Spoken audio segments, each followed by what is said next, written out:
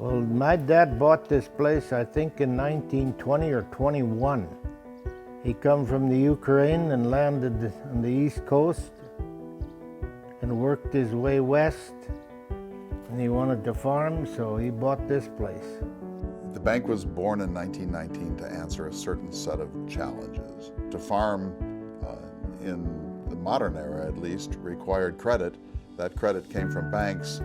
The banks were in a position to deny credit to farmers, and the farmers believed that they wouldn't be able to succeed unless they developed a more generous lending institution that would protect their interests. And the only way to do that was to develop a homegrown institution.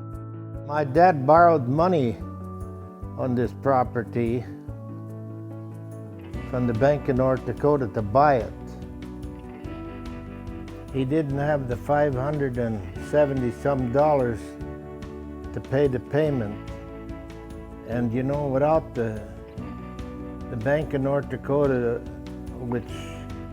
what they'd done for my dad, and I'm sure there was other people in the same fix, and if they wouldn't have stuck their neck out like they did, you know, we'd have lost some more people in North Dakota. The bank held a lot of mortgages for a lot of farms and businesses around the state. Its mission was to keep people on the land, to do what it could to stabilize the family farm economy and the small business economy of the state. And I think it's fair to say that if those farms and businesses had had to endure the Depression and the Dust Bowl with commercial banks, many of which went out of business during this period, they probably would have had to disappear. Well, I'm glad to see the place stay in our name, and it's getting close to 100 years for us here.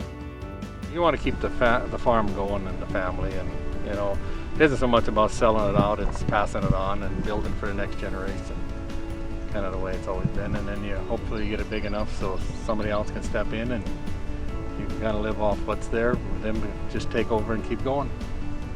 A lot of it has to do with they gave people a second chance.